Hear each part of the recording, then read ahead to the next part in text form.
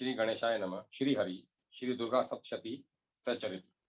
अथ सप्तश्लोकी दुर्गा। शिव जी बोले, हे देवी, तुम भक्तों के लिए सुलभ हो और समस्त कर्मों का विधान करने वाली हो। कलयुग में कामनाओं की सिद्धि हेतु यदि कोई उपाय हो तो उसे अपनी वाणी द्वारा सम्यक रूप से व्यक्त करो। देवी ने कहा, हे देव, आपका मेरे ऊपर बहुत स्नेह है। कलयुग में समस्त कामनाओं को सिद्ध करने वाला जो साधन है वह बतलाऊंगी। सुनो, उसका नाम है अम्बा स्तुति। ओम इस दुर्गा सप्तश्लोकी स्तोत्र मंत्र के नारायण ऋषि हैं। अनुष्टुप छंद है श्री महाकाली, महालक्ष्मी और महासरस्वती देवता है। श्री दुर्गा की प्रसन्नता के लिए सप्तश्लोकी दुर्गा पाठ में इसका विनियोग किया जाता है। वे भगवती महामाया देवी ज्ञानियों के भी चित्त को बलपूर्वक खींचकर मोह में डाल देती हैं। माँ दुर्गे, आप स्मरण करने पर सब प्राणियों का भय हर लेती हैं और स्वस्थ पुरुषों द्वारा चिंतन करने पर उन्हें परम कल्याणमयी बुद्धि प्रदान करती हैं। दुख, दरिद्रता और भय हरने वाली देवी, आपके सिवाय दूसरी कौन है जिसका चित्त सबका उपकार करने के लिए सदा ही दयार्द रहता हो। नारायणी, तुम सब प्रकार का मंगल प्रदान करने वाली मंगलमयी हो। कल्याणदायिनी शिवा हो। सब पुरुषार्थों को सिद्ध करने वाली शरणागत वत्सला, तीन नेत्रों वाली एवं महागौरी हो। तुम्हें नमस्कार है। शरण में आए हुए दीनों और एवं पीड़ितों की रक्षा में संलग्न रहने वाली तथा सबकी पीड़ा दूर करने वाली नारायणी देवी, तुम्हें नमस्कार है। सर्व स्वरूपा, सर्वेश्वरी तथा सब प्रकार की शक्तियों से संपन्न दिव्य रूपा दुर्गे देवी, सब भयों से हमारी रक्षा करो। तुम्हें नमस्कार है। देवी, तुम प्रसन्न होने पर सब रोगों को नष्ट कर देती और कुपित होने पर मनोवांछित सभी कामनाओं का नाश कर देती हो।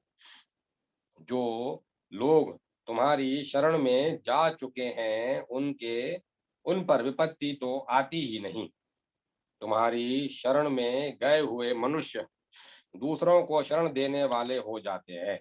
सर्वेश्वरी, तुम इसी प्रकार तीनों लोकों की समस्त बाधाओं को शांत करो और हमारे शत्रुओं का नाश करती रहो। श्री सप्त श्लोकी दुर्गा संपूर्ण।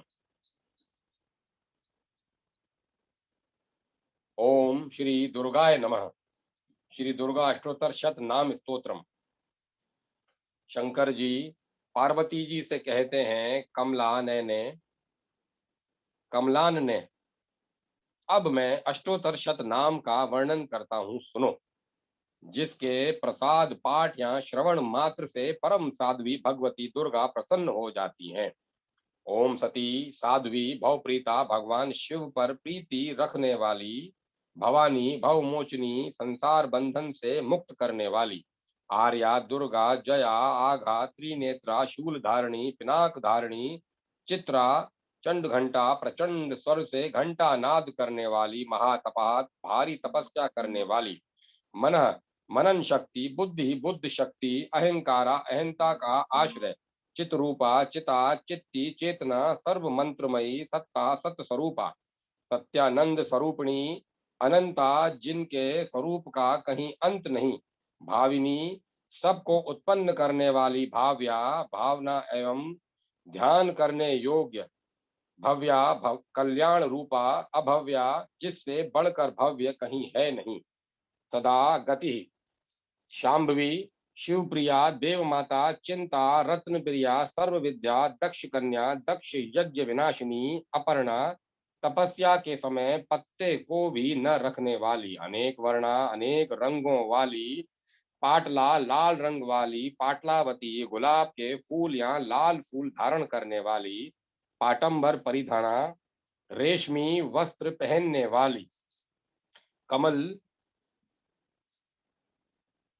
कल मंजिर रंजनी, मधुर ध्वनि करने वाली, मंजिर को धारण करके प्रसन्न रहने वाली, अमय विक्रमा, असीम पराक्रम वाली, क्रूरा, दैत्यों के प्रति कठोर, सुंदरी, सुर सुंदरी, वन दुर्गा, मातंगी, मतंग मुनि पूजिता, ब्राह्मी, महेश्वरी, ऐन्द्री, कुमारी, वैष्णवी, चामुंडा, वाराही, लक्ष्मी, पुरुषाकृति, विमला, उत्कर्षणी, ज्ञान, क्रिया, नित्या, बुद्धिदा, बहुला, बहुल, प्रेमा, सर्ववाहन वाहना, निशुंभ शुंभ हननी, महिषासुर मर्दनी, मधु केटव हंत्री, चंड मुंड विनाशिनी, सर्वासुर विनाशना विनाशा, सर्व दानव घातनी, सर्व शास्त्रमयी, सत्या, सर्व शास्त्र धारणी, अनेक शस्त्र हस्ता, अनेक शस्त्र धारणी, कुमारी, एक कन्या, केशोरी, युवती, यति, अप्रोणा, प्रोणा, वृद्ध माता, बल प्रदा,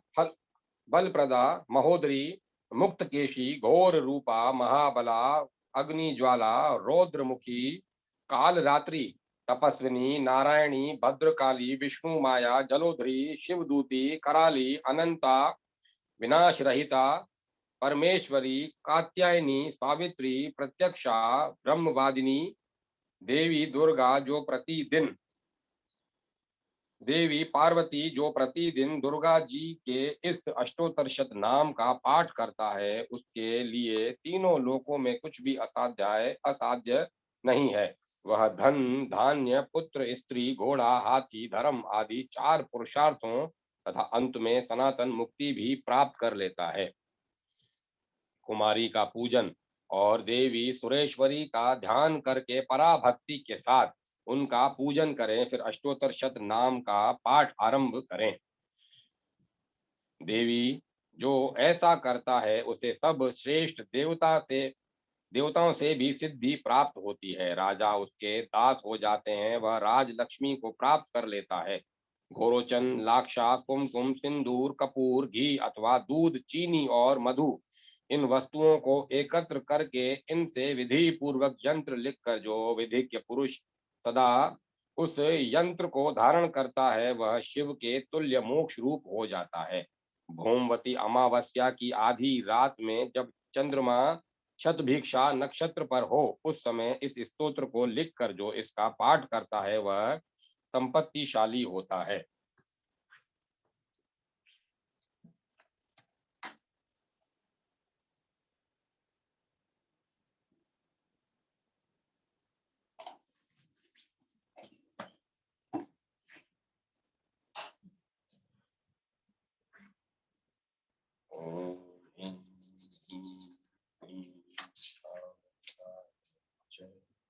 अथ देवयाय कवचम।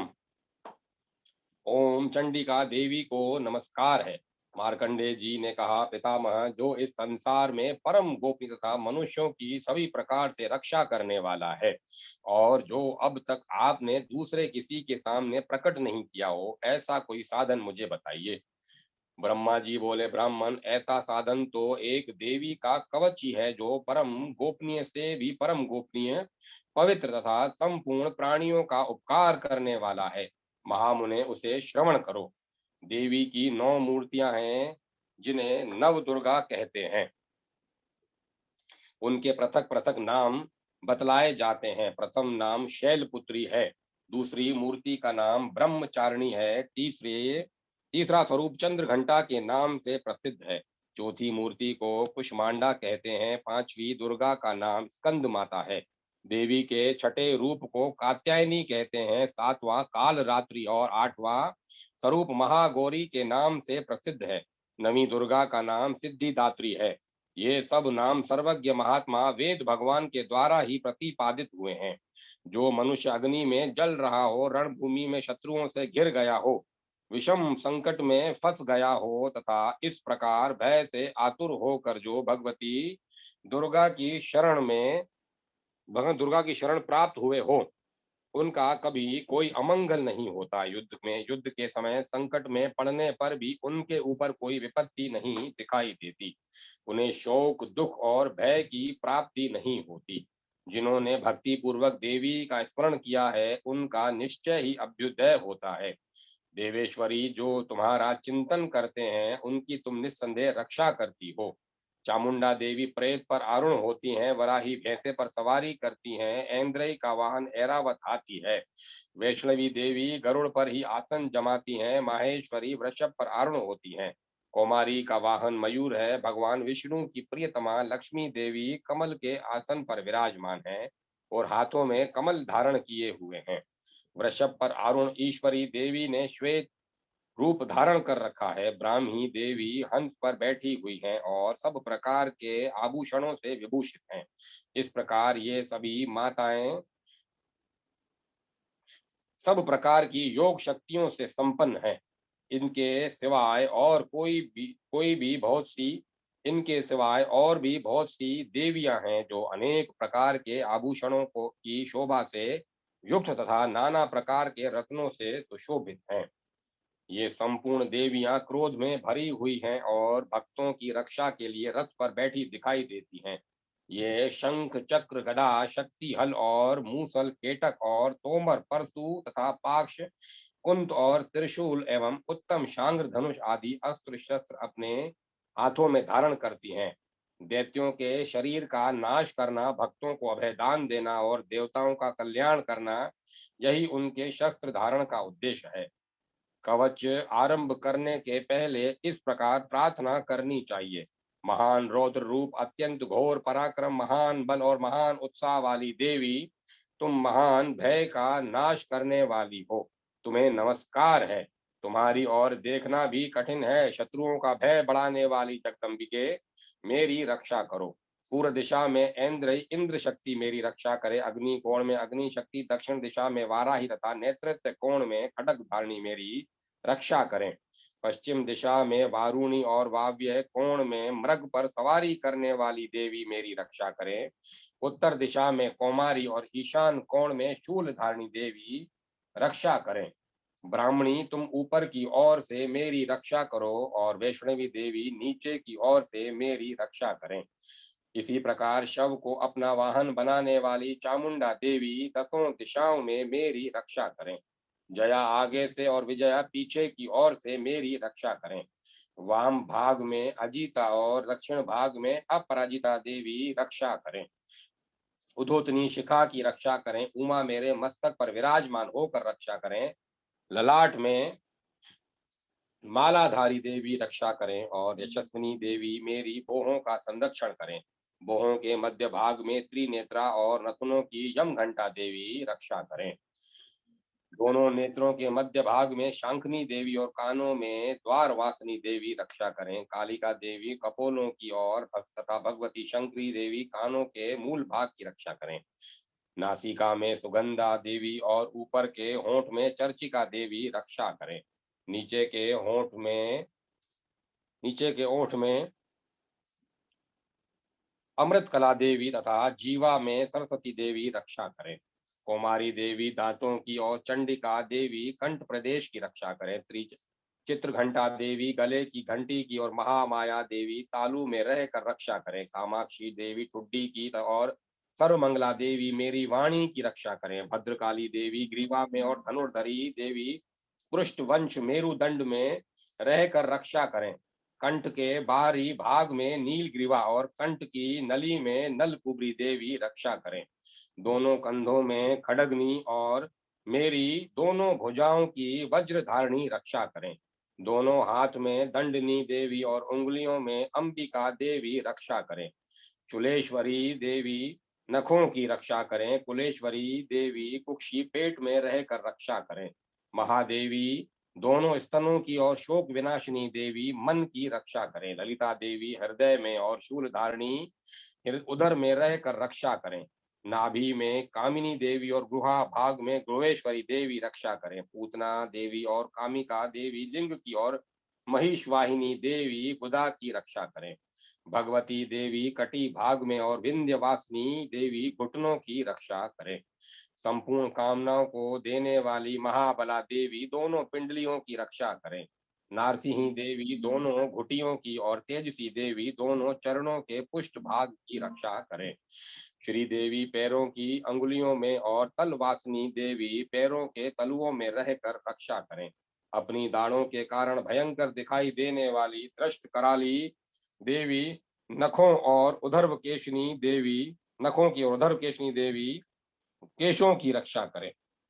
रोम वलियों के छिद्रों में कुबेरी देवी और त्वचा की वागेश्वरी देवी रक्षा करें। पार्वती देवी रक्त, मजा, वसा, मांस, हड्डी और मेद की रक्षा करें। आंतों की काल रात्रि और पित्त की मुक्तेश्वरी देवी रक्षा करें। मूलाधारा तथा आदि कमल कोशों में पद्मावती देवी और कफ में चूड़ामणि देवी स्थित होकर रक्षा करें। नख में नख के तेज की ज्वाला देवी, ज्वालामुखी देवी रक्षा करें। जिसका किसी भी अस्त्र से भेदन नहीं हो सकता, वह अभेदा देवी शरीर की समस्त संधियों में रहकर रक्षा करें। ब्राह्मणी, आप मेरे वीर की रक्षा करें। छत्रेश्वरी देवी छाया की और धर्म धारिणी देवी मेरे अहंकार, मन और बुद्धि की रक्षा करें। हाथ में वज्र धारण करने वाली वज्रहस्ता देवी मेरे प्राण, अपान, व्यान, उदान और समान वायु की रक्षा करें। कल्याण से सुशोभित होने वाली भगवती कल्याण शोभना मेरे प्राण की रक्षा करें। रस, रूप, गंध, शब्द और स्पर्श, इन विषयों का अनुभव करते समय योगिनी देवी रक्षा करें।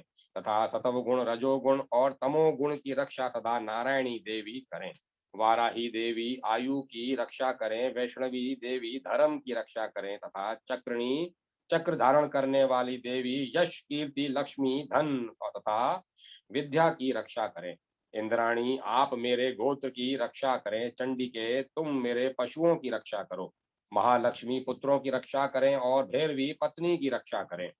मेरे पथ की सुपथा और मार्ग की क्षेम करी रक्षा करें। राजा के दरबार में महालक्ष्मी रक्षा करें और सब और व्याप्त रहने वाली विजया देवी संपूर्ण भयों से मेरी रक्षा करें। देवी, जो स्थान कवच में नहीं कहा गया है अतएव रक्षा से रहित है, वह सब तुम्हारे द्वारा सुरक्षित हो, क्योंकि तुम विजयशालिनी और पाप नाशिनी हो। यदि अपने शरीर का भला चाहे तो मनुष्य बिना कवच के कहीं एक पग भी न जाए।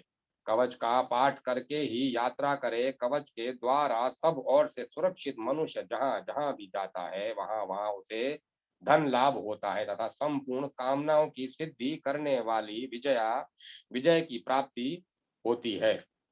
वह जिस जिस अभिष्ट वस्तु का चिंतन करता है, वह उसको निश्चय ही प्राप्त कर लेता है।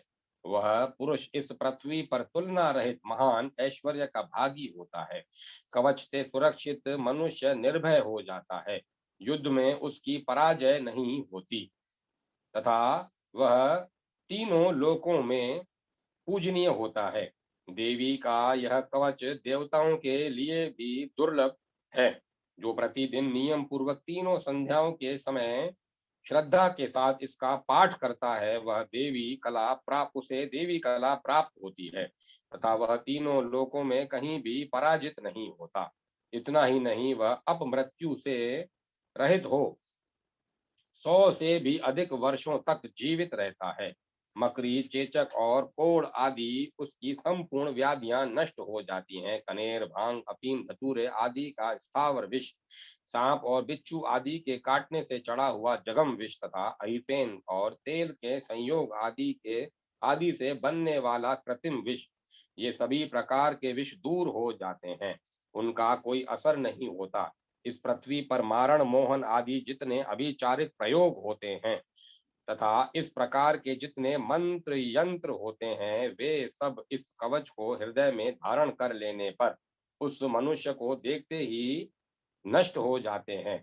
ये ही नहीं, पृथ्वी पर विचरने वाले ग्राम देवता, आकाशचारी देव, विशेष जल के संबंध से प्रकट होने वाले गण, उपदेश मात्र से सिद्ध होने वाले निम्न कोटि के देवता, अपने जन्म के साथ प्रकट होने वाले देवता, कुल देवता, माला, कंठमाला, डाकनी, शाकनी, अंतरिक्ष में विचरने वाली अत्यंत बलवती भयानक डाकनियां, ग्रह, भूत, पिशाच, यक्ष, गंधर्व, राक्षस, ब्रह्म राक्षस, बेताल, कुष्मांड और भैरव आदि अनिष्टकारक देवता भी हृदय में कवच धारण किए रहने पर उस मनुष्य को देखते ही भाग जाते हैं। कवचधारी पुरुष को राजा से सम्मान वृद्धि प्राप्त होती है। यह कवच मनुष्य के तेज की वृद्धि करने वाला और उत्तम है। कवच का पाठ करने वाला पुरुष यदि कीर्ति से विभूषित भूतल पर अपने सुयश के साथ साथ वृद्धि को प्राप्त होता है। जो पहले कवच का पाठ करके उसके बाद सप्तशती चंडिका पाठ करता है, उसकी जब तक वन पर्वत और कर्णों सहित यह पृथ्वी टिकी रहती है, तब तक यहाँ पुत्र पौत्र आदि संतान परंपरा बनी रहती है। फिर देह का अंत होने पर वह पुरुष भगवती महामाया के प्रसाद से उस नित्य परम पद को प्राप्त होता है, जो देवताओं के लिए भी दुर्लभ है। वह सुंदर दिव्य रूप धारण करता है और कल्याण में शिव के साथ आनंद का भागी होता है। अथ अर्गला स्तोत्रम। ओम चंडिका देवी को नमस्कार है। मार्कंडे जी कहते हैं, जयंती, मंगला, काली, भद्रकाली, कपालिनी, दुर्गा, क्षमा, शिवा, धात्री, स्वाहा और स्वधा, इन नामों से प्रसिद्ध जगदम्बिके, तुम्हें मेरा नमस्कार हो। देवी चामुंडे तुम्हारी जय हो। संपूर्ण प्राणियों की पीड़ा हरने वाली देवी तुम्हारी जय हो। सब में व्याप्त रहने वाली देवी तुम्हारी जय हो। काल रात्रि तुम्हें नमस्कार हो। मधु और केटब को मारने वाली तथा ब्रह्मा जी को वरदान देने वाली देवी तुम्हें नमस्कार है। तुम मुझे रूप आत्म स्वरूप का ज्ञान दो। जय मोह पर विजय दो। यश मोह विजय और तथा ज्ञान प्राप्ति रूप यश दो। और काम क्रोध आदि शत्रुओं का नाश करो। महिषासुर का नाश करने वाली तथा भक्तों को सुख देने वाली देवी तुम्हें नमस्कार है। तुम रूप दो, जय दो, यश दो और काम क्रोध आदि शत्रुओं का नाश करो। रक्त बीज का वध और चंड मुंड का विनाश करने वाली देवी तुम रूप दो, जय दो, यश दो और काम क्रोध आदि शत्रुओं का नाश करो। शुंभ और निशुंभ तथा धूम्रलोचन का मर्दन करने वाली देवी तुम रूप दो, जय दो, यश दो और काम क्रोध आदि शत्रुओं का नाश करो। सबके द्वारा वंदित युगल चरणों वाली तथा संपूर्ण सौभाग्य प्रदान करने वाली देवी तुम रूप दो, जय दो, यश दो और काम क्रोध आदि शत्रुओं का नाश करो। देवी तुम्हारे रूप और चरित्र अचिंत्य हैं। तुम समस्त शत्रुओं का नाश करने वाली हो। रूप दो, जय दो, यश दो और काम क्रोध आदि शत्रुओं का नाश करो। पापों को दूर करने वाली चंडिके, जो भक्ति पूर्वक तुम्हारे चरणों में सर्वदा मस्तक झुकाते हैं, उन्हें रूप दो, जय दो, यश दो और उनके काम क्रोध आदि शत्रुओं का नाश करो। रोगों का नाश करने वाली चंडिके, जो भक्ति पूर्वक तुम्हारी स्तुति करते हैं, उन्हें रूप दो, जय दो, यश दो और उनके काम क्रोध आदि शत्रुओं का नाश करो। चंडिके, इस संसार में जो भक्ति पूर्वक तुम्हारी पूजा करते हैं, उन्हें रूप दो, जय दो, यश दो और उनके काम क्रोध आदि शत्रुओं का नाश करो। मुझे सौभाग्य और आरोग्य दो, परम सुख दो। रूप दो, जय दो, यश दो और मेरे काम क्रोध आदि शत्रुओं का नाश करो। जो मुझसे द्वेष रखते हों, उनका नाश और मेरे बल की वृद्धि करो। रूप दो, जय दो, यश दो और मेरे काम क्रोध आदि शत्रुओं का नाश करो। देवी, मेरा कल्याण करो, मुझे उत्तम संपत्ति प्रदान करो। रूप दो, जय दो, यश दो और काम क्रोध आदि शत्रुओं का नाश करो। अंबिके, देवता और असुर दोनों ही अपने माथे की मुकुट की मणियों को तुम्हारे चरणों में घिसते रहते हैं। तुम रूप दो, जय दो, यश दो और काम क्रोध आदि शत्रुओं का नाश करो। तुम अपने भक्त जनों को विद्वान, यशस्वी और लक्ष्मीवान बनाओ तथा रूप दो, जय दो, यश दो और उसके काम क्रोध आदि शत्रुओं का नाश करो। प्रचंड दैत्यों के दर्प का दलन करने वाली चंडिके, तुम मुझ शरणागत को रूप दो, जय दो, यश दो और मेरे काम क्रोध आदि शत्रुओं का नाश करो। चतुर्मुख ब्रह्मा जी के द्वारा प्रशंसित चार भुजा धारणी परमेश्वरी, तुम रूप दो, जय दो, यश दो और काम क्रोध आदि शत्रुओं का नाश करो। देवी अंबिके, भगवान विष्णु नित्य निरंतर भक्ति पूर्वक तुम्हारी स्तुति करते रहते हैं। तुम रूप दो, जय दो, यश दो और काम क्रोध आदि शत्रुओं का नाश करो। हिमालय कन्या पार्वती के पति महादेव जी के द्वारा प्रशंसित होने वाली परमेश्वरी, तुम रूप दो, जय दो, यश दो और काम क्रोध आदि शत्रुओं का नाश करो।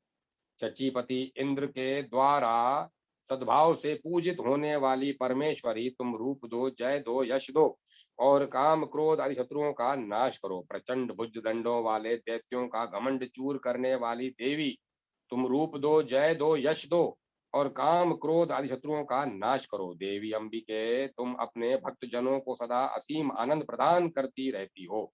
मुझे रूप दो, जय दो, यश दो और मेरे काम क्रोध आदि शत्रुओं का नाश करो। मन की इच्छा के अनुसार चलने वाली मनोहर पत्नी प्रदान करो, जो दुर्गम संसार सागर से तरने तारने वाली तथा उत्तम कुल में उत्पन्न हुई हो।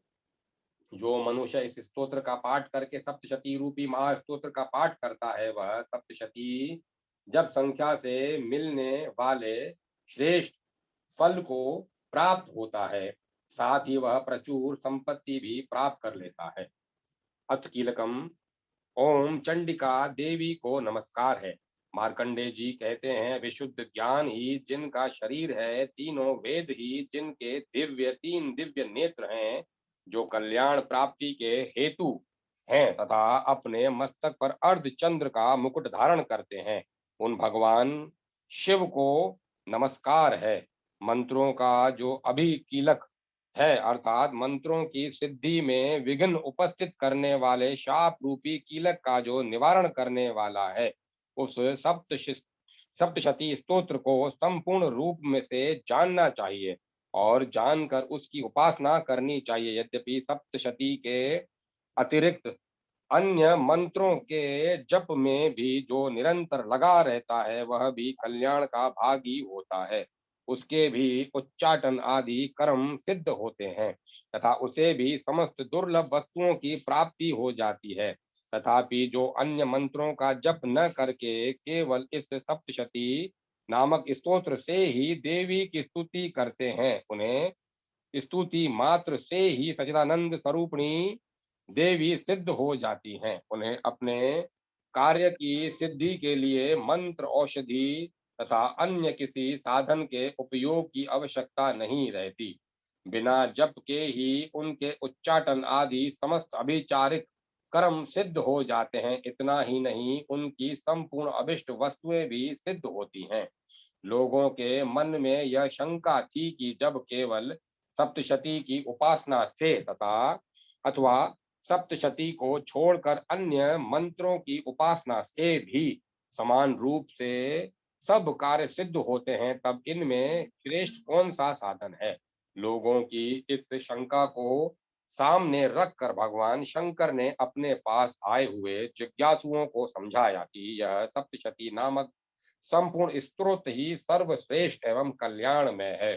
तदंतर भगवती चंडिका के सप्तशती नामक स्तोत्र को महादेव जी ने गुप्त कर दिया।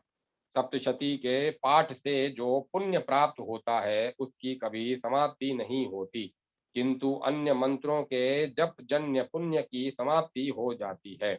अतः भगवान शिव ने अन्य मंत्रों की अपेक्षा जो सप्तशती की ही श्रेष्ठता का निर्णय किया, उसे यथार्थ ही जानना चाहिए। अन्य मंत्रों का जप करने वाला पुरुष भी यदि सप्तशती के स्तोत्र और जप का अनुष्ठान कर ले, तो वह भी पूर्ण रूप से ही कल्याण का भागी होता है। इसमें तनिक भी संदेह नहीं है। जो साधक कृष्ण पक्ष की चतुर्दशी अथवा अष्टमी को एकाग्र चित्त होकर भगवती की सेवा में अपना सर्वस्व समर्पित कर देता है और फिर उसे प्रसाद से प्रसाद रूप से ग्रहण करता है, उसी पर भगवती प्रसन्न होती है, अन्यथा उनकी प्रसन्नता नहीं प्राप्त होती। इस प्रकार सिद्धि के प्रतिबंधक रूप कील के द्वारा महादेव जी ने इस स्तोत्र को कीलित कर रखा है। जो पूर्वोक्त रीति से निष्कीलन करके इस सप्तशती स्तोत्र का प्रतिदिन स्पष्ट उच्चारण पूर्वक पाठ करता है, वह मनुष्य सिद्ध हो जाता है, वही देवी का पार्षद होता है और वही गंधर्व भी होता है। सर्वत्र विचरते रहने पर भी इस संसार में उसे कहीं भी भय नहीं होता। वह अपमृत्यु के वश में नहीं पड़ता तथा देह त्यागने के अनंतर मोक्ष प्राप्त कर लेता है। अतः कीलन को जानकर उनका परिहार करके ही सप्तशती का पाठ आरंभ करे। जो ऐसा नहीं करता, उसका नाश हो जाता है। इसीलिए कीलक और निष्कीलन का ज्ञान प्राप्त होने पर ही यह स्तोत्र निर्दोष होता है और दिव्य पुरुष, विद्वान पुरुष इस निर्दोष स्तोत्र का ही पाठ आरंभ करते हैं। स्त्रियों में जो कुछ भी सौभाग्य आदि दृष्टि गोचर होता है, वह सब देवी के प्रसाद का ही फल है। अतः इस कल्याण में स्तोत्र का सदा जप करना चाहिए। इस स्तोत्र का मंद स्वर से पाठ करने पर स्वल्प फल की प्राप्ति होती है और उच्च स्वर से पाठ करने पर पूर्ण फल की सिद्धि होती है। अतः उच्च स्वर से ही इसका पाठ आरंभ करना चाहिए। जिनके प्रसाद से ऐश्वर्य, सौभाग्य, आरोग्य, संपत्ति, शत्रु नाश तथा परम मोक्ष की भी सिद्धि होती है, उन कल्याणमयी जगदम्बा की स्तुति मनुष्य क्यों नहीं करते।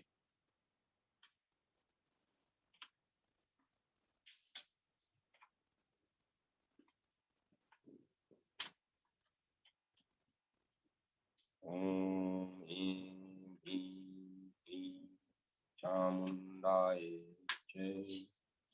ओम ह्रीं ह्रीं ह्रीं चामुंडाय जय। श्री दुर्गा सप्तशती द्वितीय अध्याय। देवताओं के तेज से देवी का प्रादुर्भाव और महिषासुर की सेना का वध। ओम मध्यम चरित्र के विष्णु ऋषि महालक्ष्मी देवता उनिशक छंद शाकंभरी शक्ति दुर्गा बीज वायु तत्व और यजुर्वेद स्वरूप है। श्री महालक्ष्मी की प्रसन्नता के लिए मध्यम चरित्र के पाठ में इसका विनियोग है। मैं कमल के आसन पर बैठी हुई प्रसन्न मुख वाली महिषासुर मर्दनी भगवती महालक्ष्मी का भजन करता हूँ, जो अपने हाथों में अक्षमाला, फरसा, गदा, बाण, वज्र, पद्म, धनुष, कुंडिका, दंड, शक्ति, खड़क, ढाल, शंख, घंटा, मधु पात्र, शूल, पाश और चक्र धारण करती हैं। ऋषि कहते हैं, पूर्व काल में देवताओं और असुरों से में पूरे 100 वर्षों तक घोर संग्राम हुआ। उसमें असुरों का स्वामी महिषासुर था और देवताओं के नायक इंद्र थे। इस युद्ध में देवताओं की सेना महाबली असुरों से परास्त हो गई। संपूर्ण देवताओं को जीतकर महिषासुर इंद्र बन बैठा।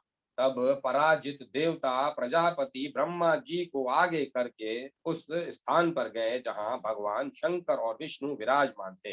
देवताओं ने महिषासुर के पराक्रम तथा अपनी पराजय का यथावत वृतांत उन दोनों देवेश्वरों से विस्तार पूर्वक कह सुनाया। वे बोले, भगवन, महिषासुर सूर्य, इंद्र, अग्नि, वायु, चंद्रमा, यम, वरुण तथा अन्य देवताओं के भी अधिकार छीनकर स्वयं ही सबका अधिष्ठाता बन बैठा है।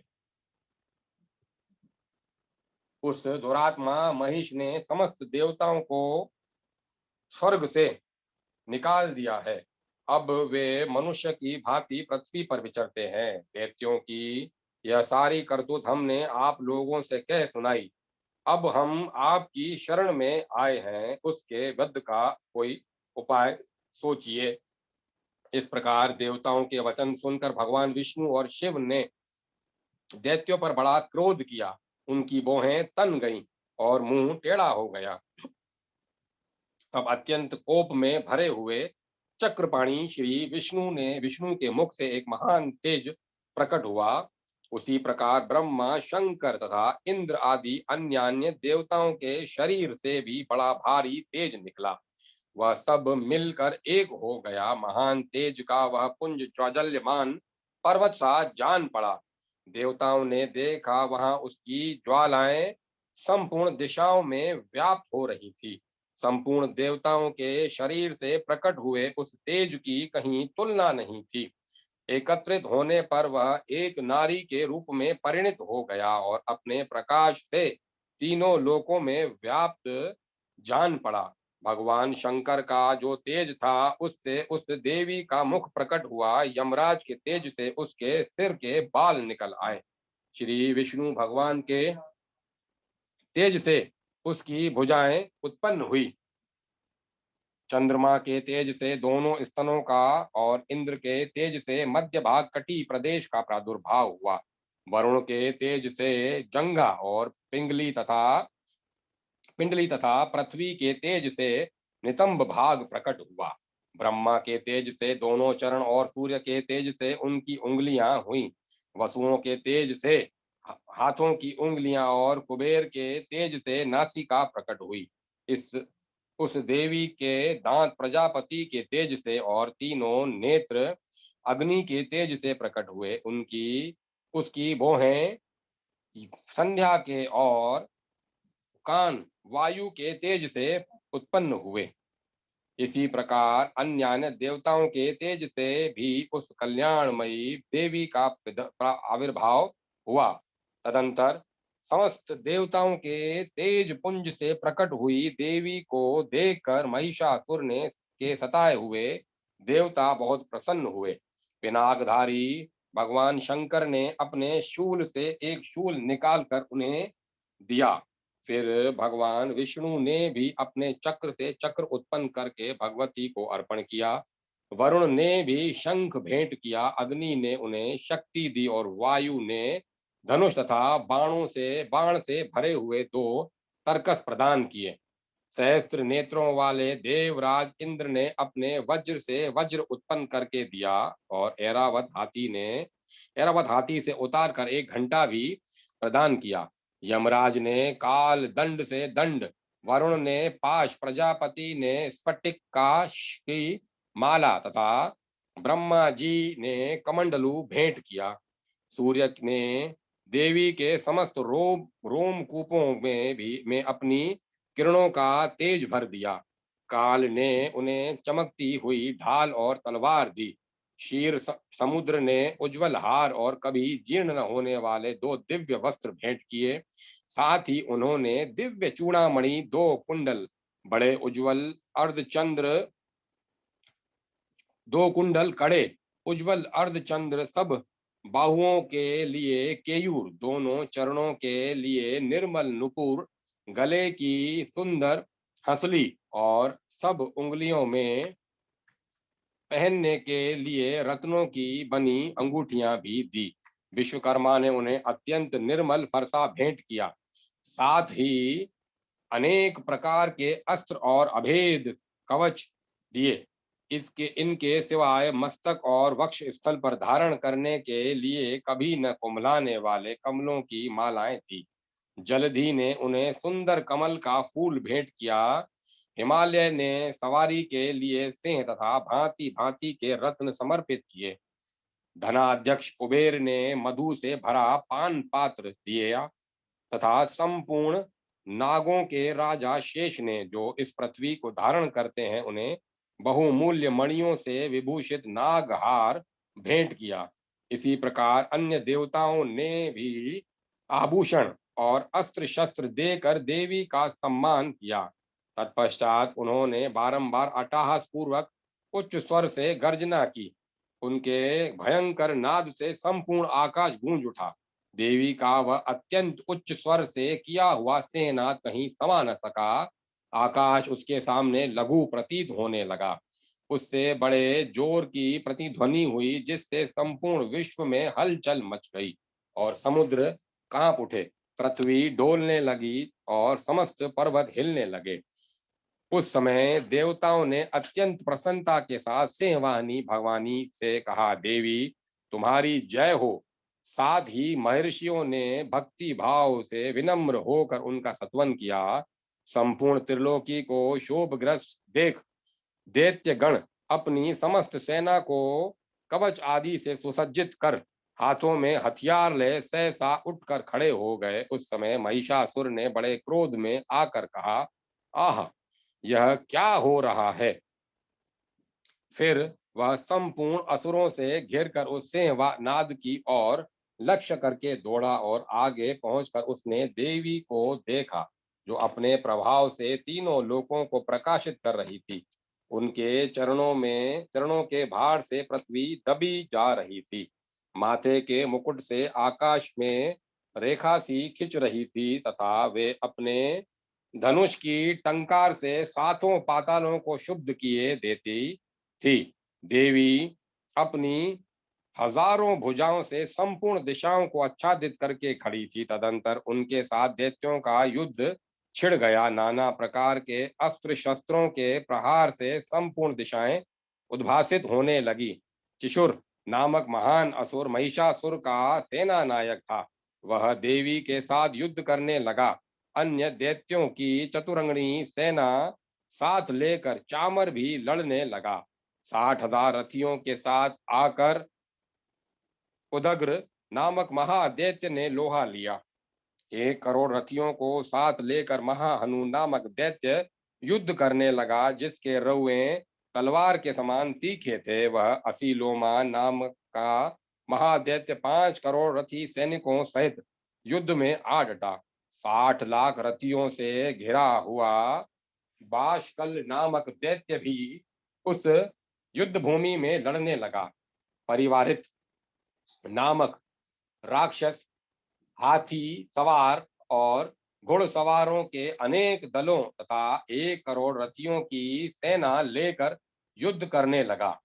बिडाल नामक दैत्य 5 अरब रथियों से घिर कर लोहा लेने लगा। इनके अतिरिक्त और भी हजारों महादैत्य रथ हाथी और घोड़ों की सेना साथ लेकर वहां देवी के साथ युद्ध करने लगे। स्वयं महिषासुर उस रणभूमि में कोटि कोटि सहस्त्र रथ हाथी और घोड़ों की सेना से घिरा हुआ खड़ा था। वे दैत्य देवी के साथ तोमर, बिंदीपाल, शक्ति, मूसल, खड़क, परशु और पटिश आदि अस्त्र शस्त्रों का प्रहार करते हुए युद्ध कर रहे थे। कुछ दैत्यों ने उन पर शक्ति का प्रहार किया, कुछ लोगों ने पाश फेंके तथा कुछ दूसरे दैत्यों ने खड्ग प्रहार करके देवी को मार डालने का उद्योग किया। देवी ने भी क्रोध में भरकर खेल खेल में ही अपने अस्त्र शस्त्रों की वर्षा करके दैत्यों के वे समस्त अस्त्र शस्त्र काट डाले। उनके मुख पर परिश्रम या थकावट का रंच मात्र भी चिन्ह नहीं था। देवता और ऋषि उनकी स्तुति करते थे और वे भगवती परमेश्वरी दैत्यों के शरीरों पर अस्त्र शस्त्रों की वर्षा करती रही। देवी का वाहन सिंह भी क्रोध में भरकर गर्दन के बालों को हिलाता हुआ असुरों की सेना में इस प्रकार विचरने लगा, मानो वनों में दावानल फैल रहा हो। रणभूमि में दैत्यों के साथ युद्ध करती हुई अंबिका देवी ने जितने निश्वास छोड़े, वे सभी तत्काल सैकड़ों हजारों गणों के रूप में प्रकट हो गए और परशु, बिंदीपाल, खड़क तथा पटिश आदि अस्त्रों द्वारा असुरों का सामना करने लगे।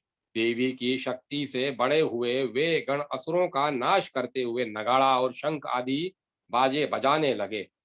उस संग्राम महोत्सव में ही उस संग्राम महोत्सव में कितने ही गण मृदंग बजा रहे थे।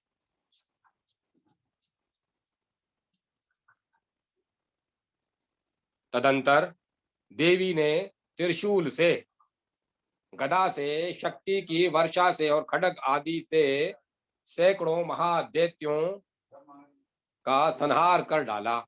कितनों को घंटे के भयंकर नाद से मूर्छित करके मार गिराया। बहुतेरे दैत्यों को पांच से बांधकर धरती पर घसीटा। कितने ही दैत्य उनकी तीखी तलवार की मार से दो दो टुकड़े हो गए। कितने ही गदा की चोट से घायल हो धरती पर सो गए। कितने ही मूसल की मार से अत्यंत आहत होकर रक्त वमन करने लगे। कुछ दैत्य शूल से छाती फट जाने के कारण पृथ्वी पर ढेर हो गए। उस रणांगन में बाण समूह की वृष्टि से कितने ही असुरों की कमर टूट गई। बाज की तरह झपटने वाले देवपीड़क दैत्य गण अपने प्राणों से हाथ धोने लगे। किन्हीं की बाहें छिन्न भिन्न हो गई, कितनों की गर्दनें कट गई। कितने ही दैत्यों के मस्तक कट कट कर गिरने लगे। कुछ लोगों के शरीर मध्य भाग में ही विदीर्ण हो गए। कितने ही महादैत्य जांगे कट जाने से पृथ्वी पर गिर पड़े। कितनों को ही देवी ने एक बाह, एक पैर और एक नेत्र वाले करके दो टुकड़ों में चीर डाला। कितने ही दैत्य मस्तक कट जाने पर भी गिरकर फिर उठ जाते और केवल धड़ के ही रूप में अच्छे अच्छे हथियार हाथ में ले देवी के साथ युद्ध करने लगते थे। दूसरे कबंध युद्ध के बाजों की लय पर नाचते थे। कितने ही बिना सिर के धड़ हाथों में खड्ग शक्ति और रिष्टि लिए दौड़ते थे तथा दूसरे दूसरे महादैत्य ठहरो ठहरो यह कहते हुए देवी को युद्ध के लिए ललकारते थे।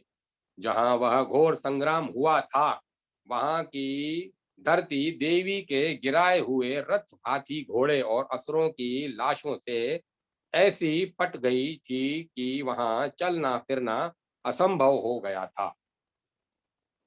देवी दैत्यों की सेना में हाथी, घोड़े और असुरों के शरीर से कितनी अधिक मात्रा में रक्तपात हुआ था कि थोड़ी ही देर में वहां खून की बड़ी बड़ी नदियां बहने लगी। जगदम्बा ने असुरों की विशाल सेना को क्षण भर में नष्ट कर दिया। ठीक उसी तरह जैसे तृण और काट के भारी ढेर को आग कुछ ही क्षणों में भस्म कर देती है। और वह सिंह भी गर्दन के बालों को हिला हिला कर जोर जोर से गर्जना करता हुआ दैत्यों के शरीरों से मानो उनके प्राण चुने लेता था। वहां देवी के गणों ने भी उन महादैत्यों के साथ ऐसा युद्ध किया जिससे आकाश में खड़े हुए देवता गण उन पर बहुत संतुष्ट हुए और फूल बरसाने लगे। इस प्रकार श्री मार्कंडे पुराण में सार्वणिक मनवंतर की कथा के अंतर्गत देवी महात्म्य के महिषासुर की सेना का वध नामक दूसरा अध्याय पूरा हुआ। तीसरा अध्याय सेनापतियों सहित महिषासुर का वध। जगदम्बा के श्री अंगों की कांति उदय काल के सहस्त्र सूर्यों के समान है। वे लाल रंग की रेशमी साड़ी पहने हुए हैं। उनके गले में मुंडमाला शोभा पा रही है। दोनों स्तनों पर चंदन का लेप लगा है। वे अपने कर कमलों में जप मालिका, विद्या और अभय तथा वर नामक मुद्राएं धारण किए हुए हैं। तीनों नेत्रों से सुशोभित मुखारविंद की बड़ी शोभा हो रही है। उनके मस्तक पर चंद्रमा के साथ ही रत्नमय मुकुट बंधा है तथा वे कमल के आसन पर विराजमान है। ऐसी देवी को मैं भक्ति पूर्वक प्रणाम करता हूँ। ऋषि कहते हैं, दैत्यों की सेना को इस प्रकार तहस नहस होते देख महादैत्य सेनापति चिशुर क्रोध में भरकर अंबिका देवी से युद्ध करने के लिए आगे बढ़ा। वह असुर रणभूमि में देवी के ऊपर इस प्रकार बाणों की वर्षा करने लगा जैसे बादल मेरुगिरी के शिखर पर पानी की धार बरसा रहा हो।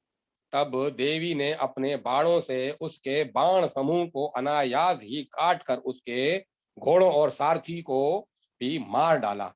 साथ ही उसके धनुष तथा अत्यंत ऊंची ध्वजा को भी तत्काल काट गिराया। धनुष कट जाने पर उसके अंगों को अपने बाणों से भींद डाला। धनुष, रथ, घोड़े और सारथी के नष्ट हो जाने पर वह असुर ढाल और तलवार लेकर देवी की ओर दौड़ा।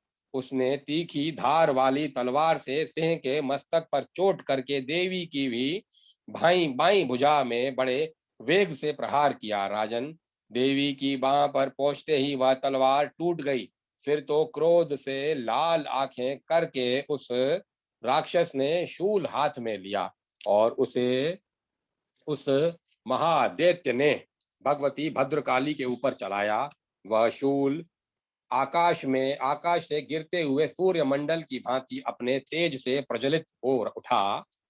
उस शूल को अपनी ओर आते देख देवी ने भी शूल का प्रहार किया। उससे राक्षस के शूल के सैकड़ों टुकड़े हो गए। साथ ही महादैत्य चिशुर की भी धज्जियां उड़ गई। वह प्राणों से हाथ धो बैठा।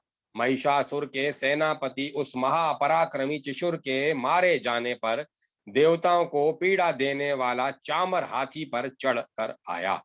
उसने भी देवी के ऊपर शक्ति का प्रहार किया, किंतु जगदम्बा ने उसे अपने हुकार से ही आहत और निष्प्रभ करके तत्काल पृथ्वी पर गिरा दिया।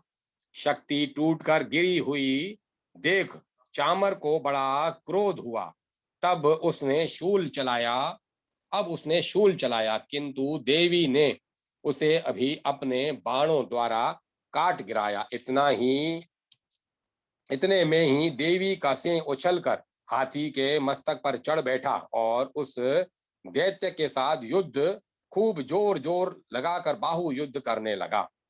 वे दोनों लड़ते लड़ते हाथी से पृथ्वी पर आ गए और अत्यंत क्रोध में भरकर एक दूसरे पर भयंकर प्रहार करते हुए लड़ने लगे। तदंतर सिंह बड़े वेग से आकाश की ओर उछला और उधर से गिरते समय उसने पंजों की मार से चामर का सिर धड़ से अलग कर दिया। इसी प्रकार उदग्र भी शिला और वृक्ष आदि की मार खाकर भूमि में देवी के हाथ से मारा गया और कराल भी दांतों, मुक्कों और थपड़ों की चोट से धराशायी हो गया। क्रोध में भरी हुई देवी ने गदा की चोट से उदत का कचूमर निकाल डाला, बिंदीपाल से वाशकल को तथा बाणों से ताम्र और अंधक को मौत के घाट उतार दिया।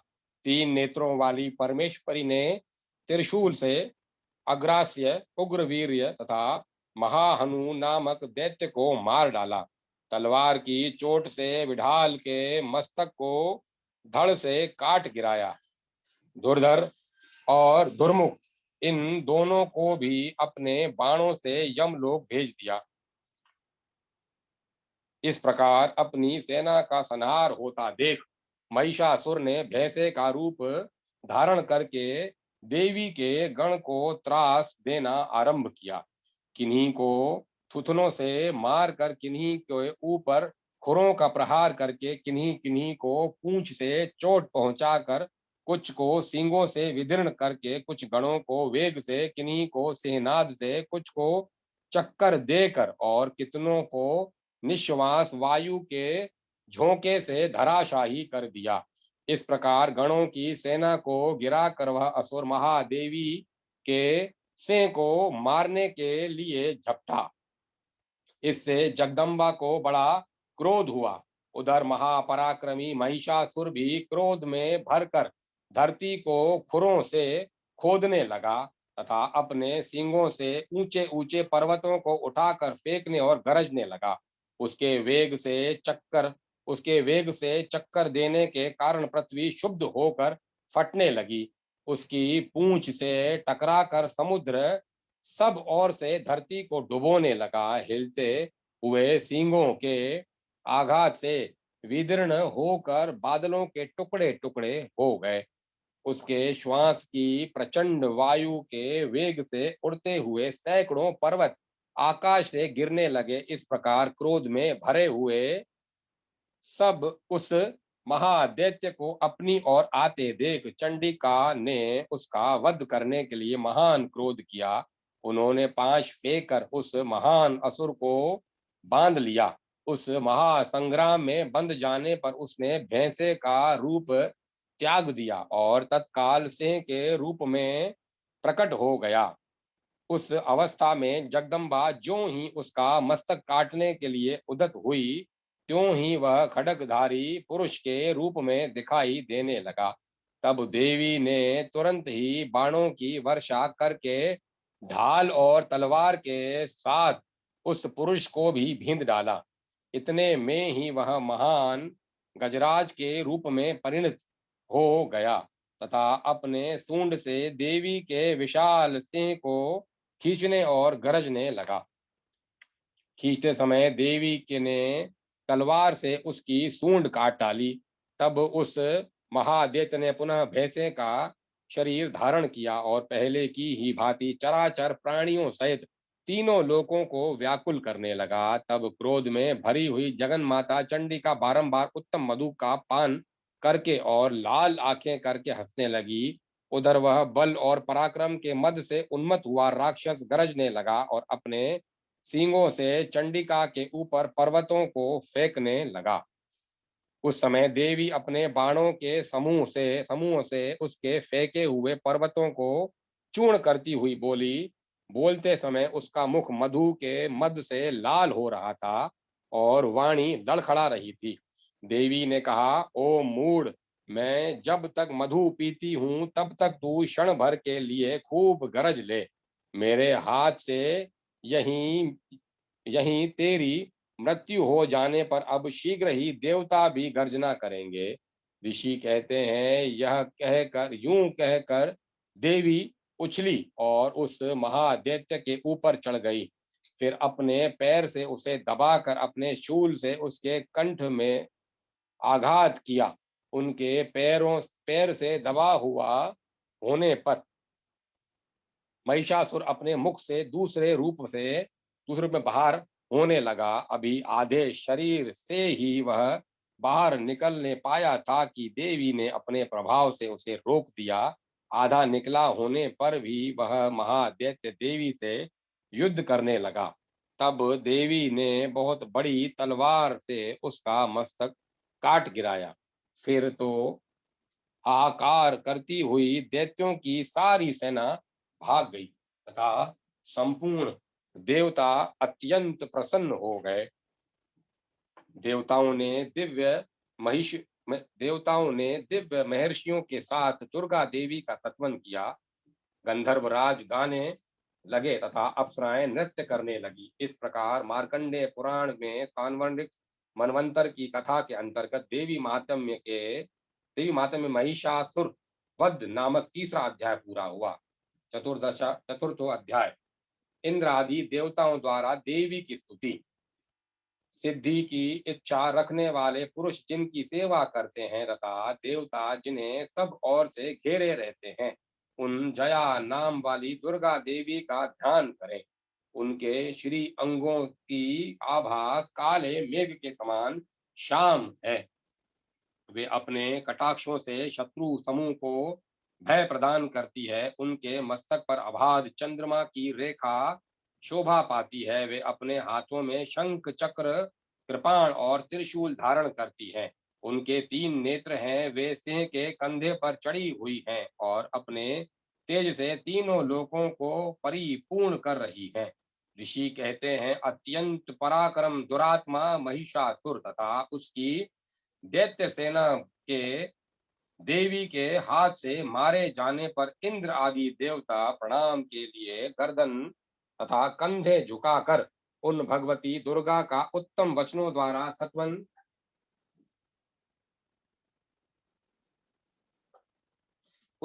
सत्वन करने लगे। उस समय उनके सुंदर अंगों में अत्यंत हर्ष के कारण रोमांच हो आया था।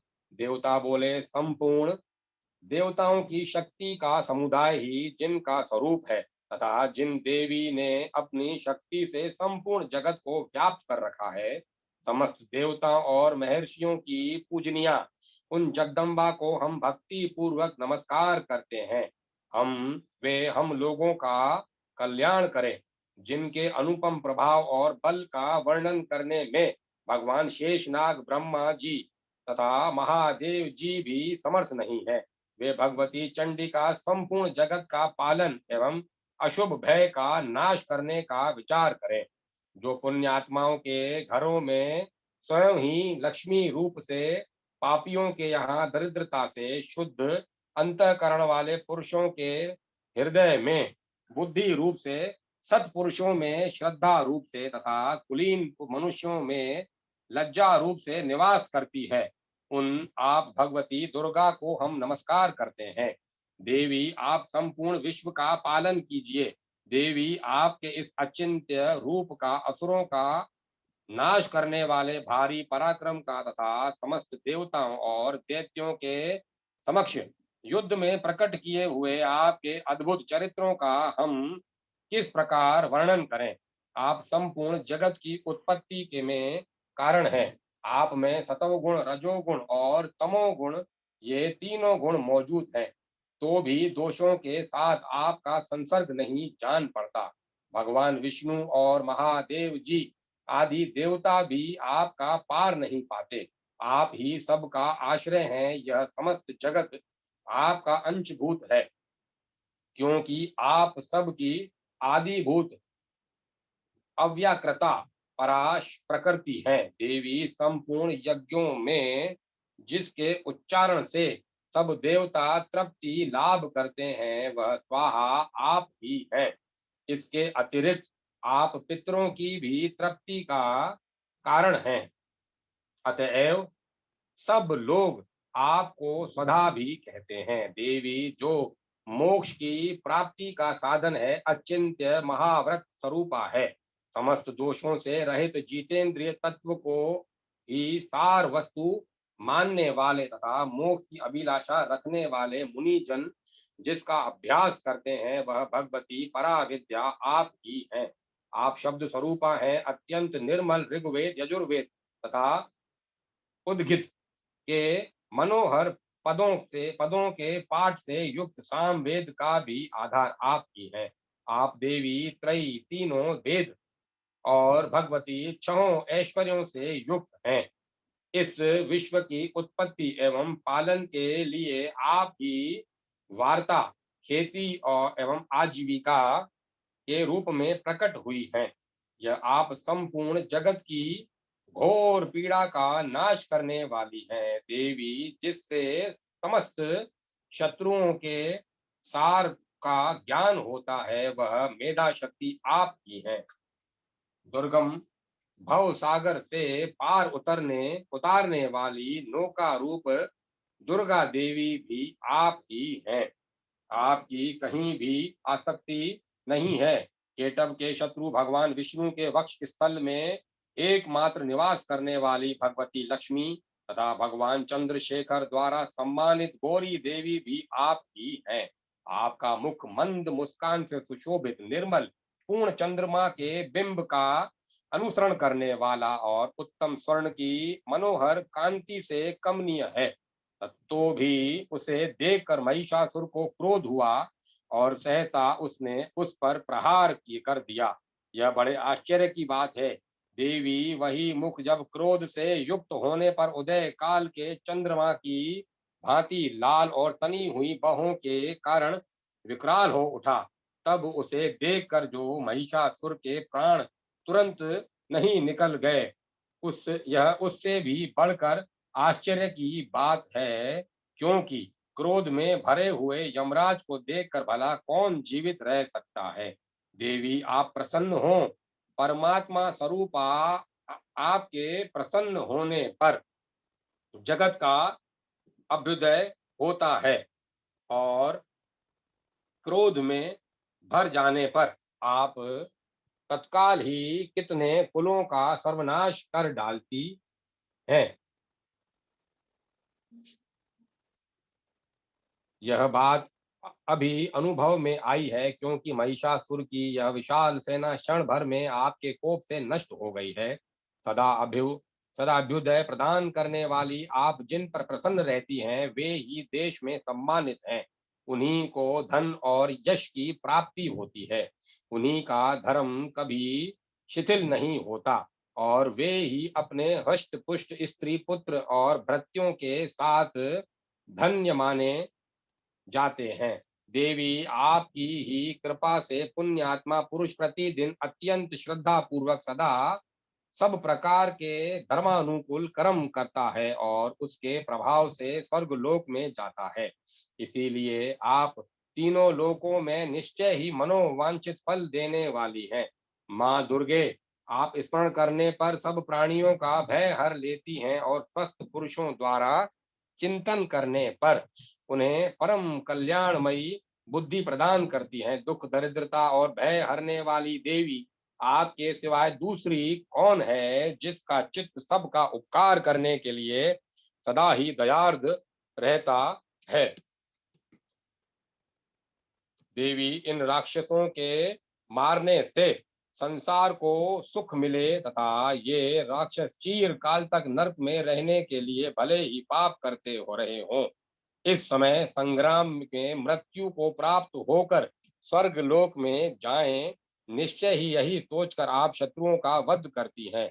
आप शत्रुओं पर शस्त्रों का प्रहार क्यों करती हैं? समस्त असुरों को दृष्टिपात मात्र से ही भस्म क्यों नहीं कर देती? इसमें भी एक रहस्य है। ये शत्रु भी हमारे शस्त्रों के पवित्र होकर उत्तम लोकों में जाएं। इस प्रकार उनके प्रति भी आपका विचार अत्यंत उत्तम रहता है। खड़ग के तेज पुंज की भयंकर दीप्ति से तथा आपके त्रिशूल के अग्रभाग की घनीभूत प्रभा से चौंधिया कर जो असुरों की आंखें फूट नहीं गई, उसमें कारण यही था कि वे मनोहर रश्मियों से युक्त चंद्रमा के समान आनंद प्रदान करने वाले आपके इस सुंदर मुख का दर्शन करते थे। देवी, आपका शील दुराचारियों के बुरे बर्ताव को दूर करने वाला है।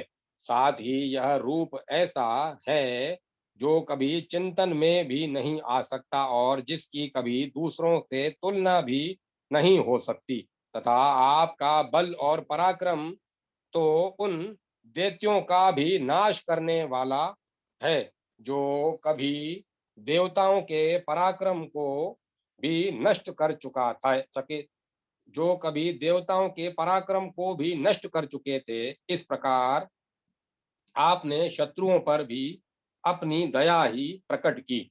वरदायिनी देवी, आपके इस पराक्रम की किसके साथ तुलना हो सकती है? शत्रुओं को भय देने वाला एवं अत्यंत मनोहर ऐसा रूप भी आपके सिवाय और कहाँ है? हृदय में कृपा और युद्ध में निष्ठुरता, ये दोनों बातें तीनों लोकों के भीतर केवल आप में ही देखी गई है। मातः आपने शत्रुओं का नाश करके इस समस्त त्रिलोकी की रक्षा की है। इन शत्रुओं को भी युद्ध भूमि में मारकर स्वर्ग लोक में पहुंचाया है तथा उन्मुक्त दैत्यों से प्राप्त होने पर प्राप्त होने वाले हम लोगों के भय को भी दूर कर दिया। आपको हमारा नमस्कार है। देवी, आप शूल से हमारी रक्षा करें, अंबिके आप खड्ग से हमारी रक्षा करें तथा घंटा की ध्वनि और धनुष की टंकार से भी हम लोगों की रक्षा करें। चंडी के पूर्व, पश्चिम और दक्षिण दिशा में आप हमारी रक्षा करें तथा ईश्वरी, आपने अपने त्रिशूल को घुमाकर आप उत्तर दिशा में भी हमारी रक्षा करें। तीनों लोकों में आपके जो परम सुंदर और अत्यंत भयंकर रूप विचरते रहते हैं, उनके द्वारा भी आप हमारी तथा इस भूलोक की रक्षा करें। अंबिके, आपके कर पल्लवों में शोभा पाने वाले खड़ग, शूल और गदा आदि जो जो अस्त्र हैं, उन सब के द्वारा आप सब ओर से हम लोगों की रक्षा करें। ऋषि कहते हैं, इस प्रकार जब देवताओं ने जगन माता दुर्गा की स्तुति की तो और नंदन वन में के दिव्य पुष्पों और एवं गंध चंदन आदि के द्वारा उनका पूजन किया, फिर सब ने मिलकर जब भक्ति पूर्वक दिव्य धूपों की सुगंध निवेदन की, तब देवी ने प्रसन्न वदन होकर प्रणाम करते हुए सब देवताओं से कहा। देवी बोली, देवताओं, तुम सब लोग मुझसे जिस वस्तु की अभिलाषा रखते हो उसे मांगो। देवता बोले, भगवती ने हमारी सब इच्छा पूर्ण कर दी, अब कुछ भी बाकी नहीं है क्योंकि हमारा यह शत्रु महिषासुर मारा गया। महेश्वरी, इतने पर भी यदि आप हमें और वर देना चाहती हैं तो हम जब जब आपका स्मरण करें तब तब आप दर्शन देकर हम लोगों के महान संकट दूर कर दिया करें। और प्रसन्न मुखी अंबिके, जो मनुष्य इस स्तोत्रों द्वारा आपकी स्तुति करे, उसे वित्त समृद्धि और वैभव देने के साथ ही उसकी धन और स्त्री आदि संपत्ति को भी बढ़ाने के लिए आप सदा हम पर प्रसन्न रहें। ऋषि कहते हैं, राजन, देवताओं ने जब अपने तथा जगत के कल्याण के लिए भद्रकाली देवी को इस प्रकार प्रसन्न किया, तब वे तथास्तु कहकर वहीं अंतर ध्यान हो गई। भूपाल, इस प्रकार पूर्व काल में तीनों लोकों का हित चाहने वाली देवी जिस प्रकार देवताओं के शरीर से प्रकट हुई थी, वह सब कथा मैंने कह सुनाई। अब पुनः देवताओं का उपकार करने वाली वे देवी दुष्ट दैत्यों तथा शुंभ निशुंभ का वध करने एवं सब लोकों की रक्षा करने के लिए गौरी देवी के शरीर से जिस प्रकार प्रकट हुई थी, वह सब प्रसंग मेरे मुंह से सुनो, मैं उसका तुमसे यथावत वर्णन करता हूँ। इस प्रकार श्री मार्कंडेय पुराण में सार्वणिक मनवंतर की कथा के अंतर्गत देवी महात्म्य में शुक्र आदि स्तुति नामक चौथा अध्याय पूरा हुआ। पंचमो अध्याय। देवताओं द्वारा देवी की स्तुति चंड मुंड के मुख से अंबिका के रूप की प्रशंसा सुनकर शुंभ का उनके पास दूत भेजना और दूत का निराश लौटना। ओम।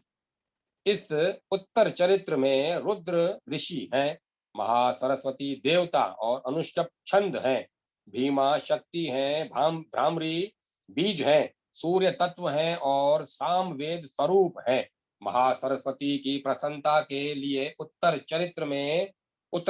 चरित्र के पाठ में इसका विनियोग किया जाता है। जो अपने कर कमलों में घंटा, शूल, हल, शंख मूसल चक्र धनुष और बाण धारण करती है। शरद ऋतु के शोभा संपन्न चंद्रमा के समान जिनकी मनोहर कांति है, जो तीनों लोकों की आधारभूता और शुंभ आदि दैत्यों का नाश करने वाली है, तथा गौरी के शरीर से जिनका प्राकट्य हुआ है, उन महासरस्वती देवी का मैं निरंतर भजन करता हूँ। ऋषि कहते हैं, पूर्व काल में शुंभ और निशुंभ नामक असुरों से अपने बल के घमंड में आकर शचीपति इंद्र के हाथ से तीनों लोकों का राज्य और यज्ञ भाग छीन लिए।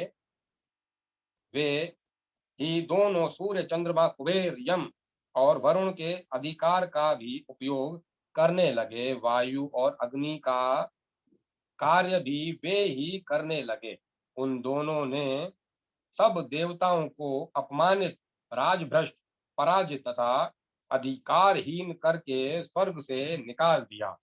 उन दोनों महान असुरों से तिरस्कृत देवताओं ने अपराजिता देवी का स्मरण किया और सोचा, जगदम्बा ने हम लोगों को वर दिया था कि आपत्ति काल में स्मरण करने पर मैं तुम्हारी सब आपत्तियों से का तत्काल नाश कर दूंगी। यह विचार कर देवता गिरिराज हिमालय पर गए और वहां भगवती विष्णु माया की स्तुति करने लगे।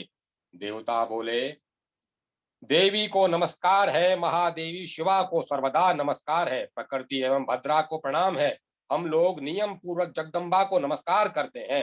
रुद्रा को नमस्कार है, नित्या, गौरी एवं धात्री को बारंबार नमस्कार है। ज्योत्सनामयी चंद्र रूपिणी एवं सुख स्वरूपा देवी को सतत प्रणाम है। शरणागतों का कल्याण करने वाली वृद्धि एवं सिद्धि रूपा देवी को हम बारंबार नमस्कार करते हैं।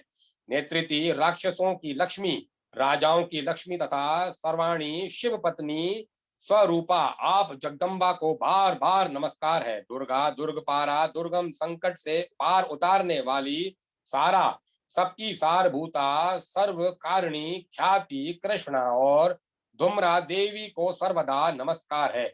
अत्यंत सौम्य और अत्यंत रौद्र रूपा देवी को हम नमस्कार करते हैं, उन्हें बारंबार प्रणाम करते हैं।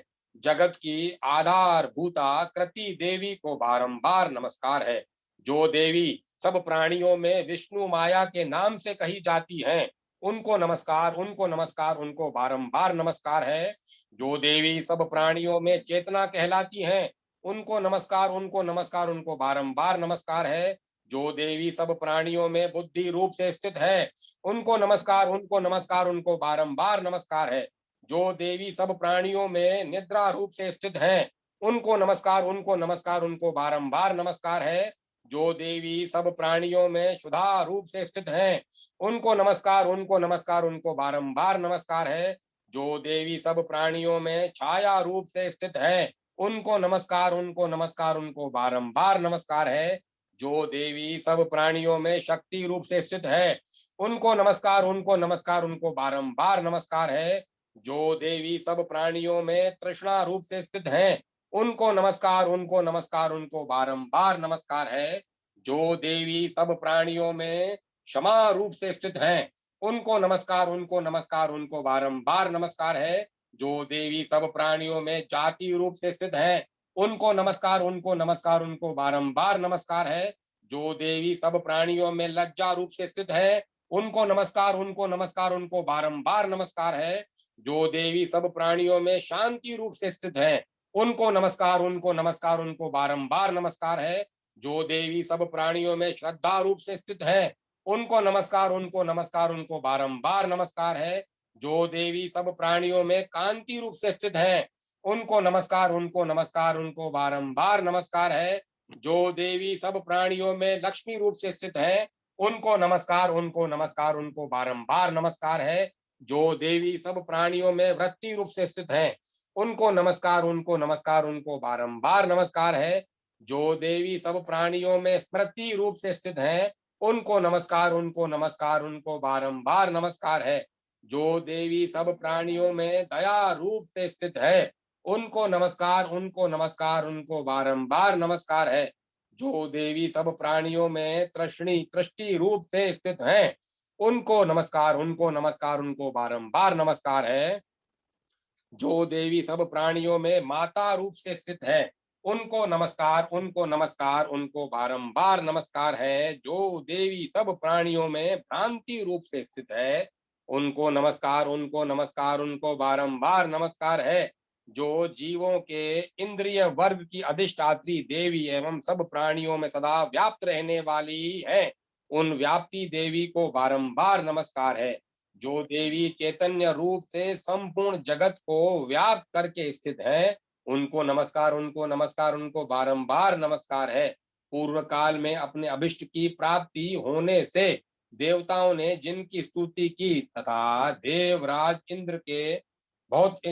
इंद्र ने बहुत दिनों तक जिनका सेवन किया, वह कल्याणमयी साधन भूता ईश्वरी हमारा कल्याण और मंगल करें तथा सारी आपत्तियों का नाश कर डालें। उद्दंड दैत्यों से सताए हुए हम सभी देवता जिन परमेश्वरी को इस समय नमस्कार करते हैं तथा जो भक्ति से विनम्र पुरुषों द्वारा स्मरण की जाने पर तत्काल ही संपूर्ण विपत्तियों का नाश कर देती है, वे जगदम्बा हमारा संकट दूर करें। ऋषि कहते हैं, राजन, इस प्रकार देवता स्तुति कर रहे थे, उस समय पार्वती देवी गंगा जी के जल में स्नान करने के लिए वहां आई। उन सुंदर बोहों वाली भगवती ने देवताओं से पूछा, आप लोग यहाँ किसकी स्तुति करते हैं? तब उन्हीं के शरीर कोश से प्रकट हुई शिवा देवी बोली, शंभु शुंभ दैत्य से तिरस्कृत और निशुंभ से पराजित हो यहाँ एकत्रित हुए ये समस्त देवता यह मेरी ही स्तुति कर रहे हैं।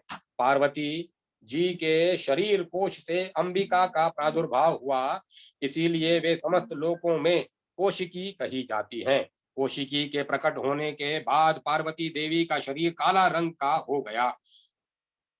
वे हिमालय पर रहने वाली कालिका देवी के नाम से विख्यात हुई। तदंतर शुंभ निशुंभ के दैत्य चंड मुंड वहां आए और उन्होंने परम मनोहर रूप धारण करने वाली अंबिका देवी को देखा। फिर वे शुंभ के पास जाकर बोले, महाराज, एक अत्यंत मनोहर स्त्री है जो अपनी दिव्य कांति से हिमालय को प्रकाशित कर रही है। वैसा उत्तम रूप कहीं किसी ने भी नहीं देखा होगा। असुरेश्वर, पता लगाइए वह देवी कौन है और उसे ले लीजिए। स्त्रियों में तो वह रत्न है, उसका प्रत्येक अंग बहुत ही सुंदर है तथा वह अपने श्री अंगों की प्रभा से संपूर्ण दिशाओं में प्रकाश फैला रही है। दैत्यराज, अभी वह हिमालय पर मौजूद है, आप उसे देख सकते हैं। प्रभु, तीनों लोकों में मणि, हाथी और घोड़े आदि जितने भी रत्न हैं, वे सब इस समय आपके घर में शोभा पाते हैं। हाथियों में रत्नभूत ऐरावत, वह यह पारिजात का वृक्ष तथा यह उच्चाश्व घोड़ा, यह सब आपने इंद्र से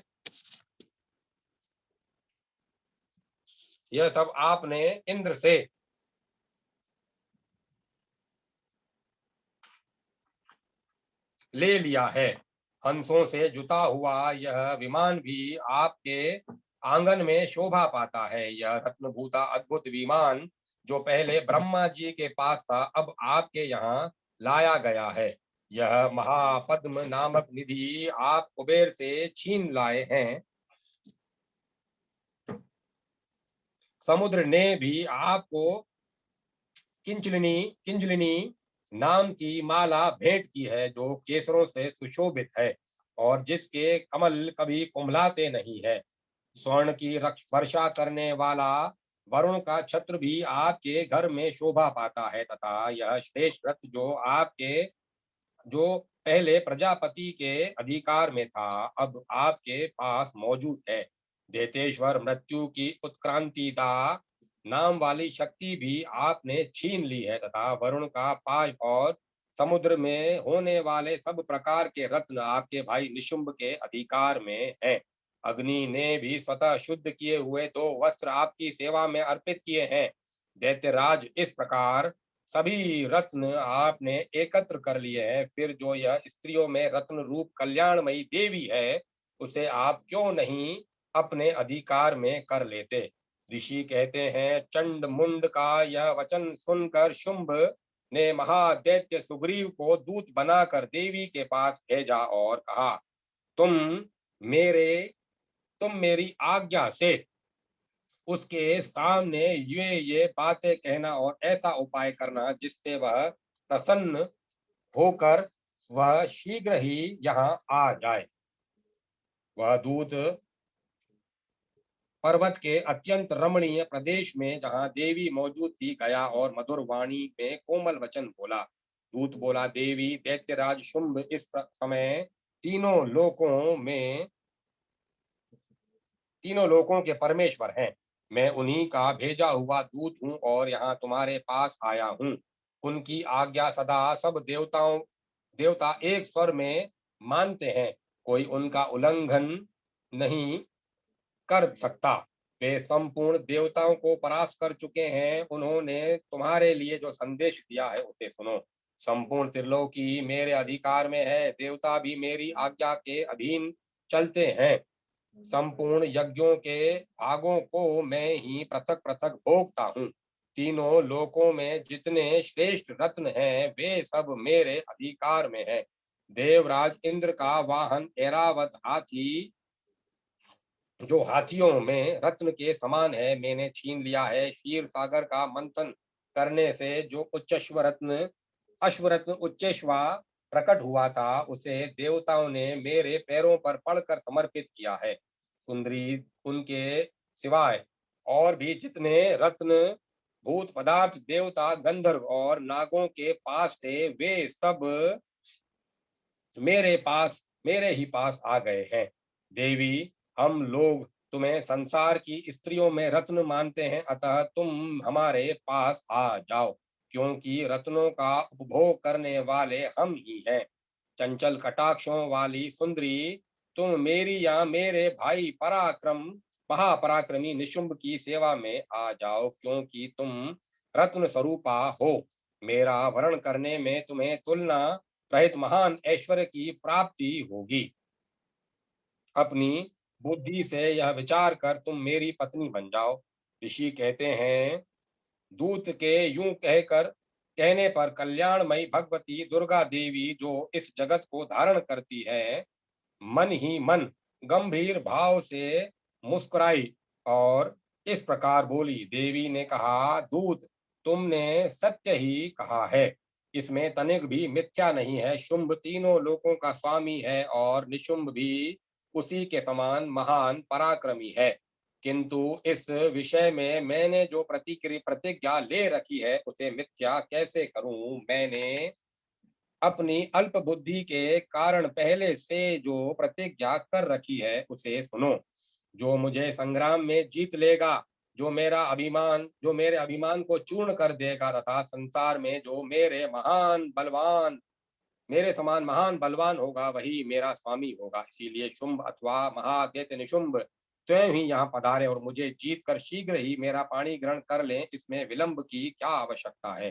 दूत बोला, देवी, तुम घमंड से भरी हो, मेरे सामने ऐसी बातें न करो। तीनों लोकों में कौन ऐसा पुरुष है जो शुंभ निशुंभ के सामने खड़ा हो सके। देवी अन्य देवता अन्य देवताओं के सामने भी सारे देवता अन्य दैत्यों के सामने भी सारे देवता युद्ध में नहीं ठहर सकते, फिर तुम अकेली स्त्री होकर कैसे ठहर सकती हो?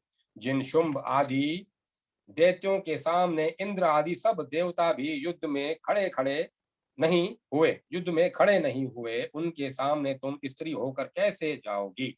इसीलिए तुम मेरे ही कहने से शुंभ निशुंभ के पास चली चलो। ऐसा कहने से तुम्हारे गौरव की रक्षा होगी।